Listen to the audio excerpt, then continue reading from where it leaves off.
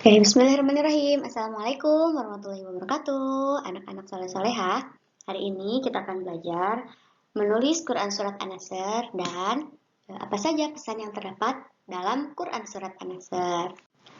Tujuan pembelajaran hari ini agar kalian dapat menuliskan Quran Surat An-Nasr dengan baik. Kemudian agar kalian dapat mengetahui makna dan pesan yang terkandung di dalam Quran Surat An-Nasr. Yang pertama, kita akan belajar menulis Quran Surat An-Nasr. Nah, sebelumnya kita harus tahu dulu cara penulisan huruf hijaiyah di awal kalimat, di tengah kalimat, atau di akhir kalimat. Nah, berikut adalah tabel cara penulisan huruf hijaiyah di awal kalimat, di tengah kalimat, dan di akhir kalimat.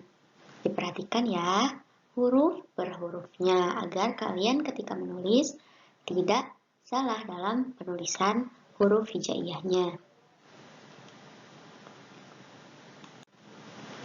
Nah, kemudian di sini Ibu sudah tampilkan penulisan Quran Surat An-Nasr di atas garis. Jadi bisa kalian contoh di buku kalian masing-masing ya. Perhatikan ketika ada garis-garis yang di bawah, itu untuk huruf-huruf hijaiyah tertentu. Tidak semua huruf hijaiyah kalian tulis hingga melebihi batas garis. Hanya huruf-huruf tertentu saja yang kalian tulis hingga melebihi batas garis. Seperti huruf mim, huruf ro, huruf nun di akhir kalimat, kemudian huruf H di akhir kalimat, lalu huruf sin di akhir kalimat, huruf ya di akhir kalimat, dan lain sebagainya. Kalian bisa contoh cara penulisan ini di buku kalian masing-masing ya. Nah, kemudian pesan apa yang terkandung di dalam Quran Surat An-Nasr ini? Nah, jadi kata An-Nasr terdapat di ayat pertama surat An-Nasr. Dalam bahasa Arab, kata asalnya yaitu nasoro, yang artinya pertolongan. Karena itu, An-Nasr ini artinya pertolongan.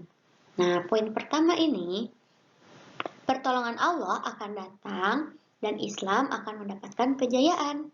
Nah, dulu ketika Rasulullah sedang berdakwah, Rasulullah sering sekali mendapatkan cacian, mendapatkan hinaan, bahkan mendapatkan penyerangan dari kaum-kaum kafir. Tapi beliau selalu mengingatkan kepada pengikutnya bahwa Allah Subhanahu wa taala akan menurunkan pertolongan kepada orang-orang mukmin. Oleh karena itu, pasukan mukmin tidak gentar menghadapi perlawanan dari tentara atau pasukan kafir. Jadi, pasukan orang-orang mukmin tidak menyerah, tidak pantang menyerah ketika menghadapi orang-orang kafir. Setelah selesai sholat, beliau dan pengikutnya selalu berdoa, memohon kepada Allah untuk menolong mereka dalam berdakwah. Nah, terbukti dalam perang Badar, umat Islam mendapatkan kemenangan. Umat Islam mendapatkan kejayaan. Padahal pada perang Badar tersebut, umat Islam pasukannya hanya berjumlah 314 orang. Sedangkan kaum kafir, mereka memiliki pasukan sebanyak 1000 orang, bahkan lebih. Tapi qadarullah, karena kehendak Allah, pasukan mukmin menang melawan orang-orang kafir pada perang Badar tersebut.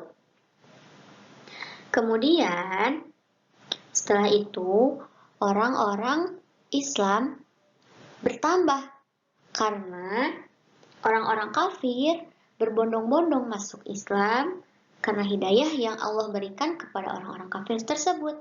Dan karena hal itu juga didorong oleh sikap Rasul dan para pengikutnya yang bersikap toleransi dan cinta damai. Kemudian, perintah Allah kepada orang-orang beriman agar selalu bertasbih, memujinya dan meminta ampun kepada Allah dalam peristiwa yang menggembirakan. Hal ini dimaksudkan karena biasanya manusia akan lupa diri ketika mendapatkan kegembiraan atau ketika mendapatkan kejayaan. Nah, ketika manusia mendapatkan kejayaan, biasanya manusia akan lupa, sehingga manusia tersebut akan beranggapan bahwa kemenangan tersebut adalah 100% hasil dari usaha dirinya sendiri. Padahal ketika seseorang mendapatkan kejayaan atau manusia mendapatkan kejayaan, manusia tersebut tidak akan mendapatkan kejayaan tanpa dibarengi atau tanpa diiringi oleh kehendak Allah Subhanahu wa taala.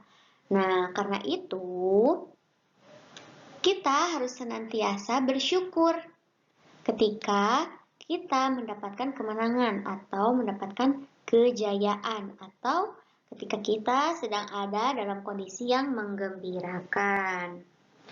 Dan jangan lupa untuk selalu bertasbih dan beristighfar agar terhindar dari perasaan takabur atau sombong karena mendapatkan kejayaan tersebut. Nah, sampai sini sudah paham ya?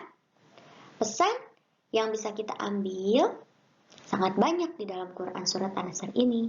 Mudah-mudahan kita semua bisa mengamalkan pesan yang terkandung dalam Quran Surat An-Nasr ini di dalam kehidupan sehari-hari.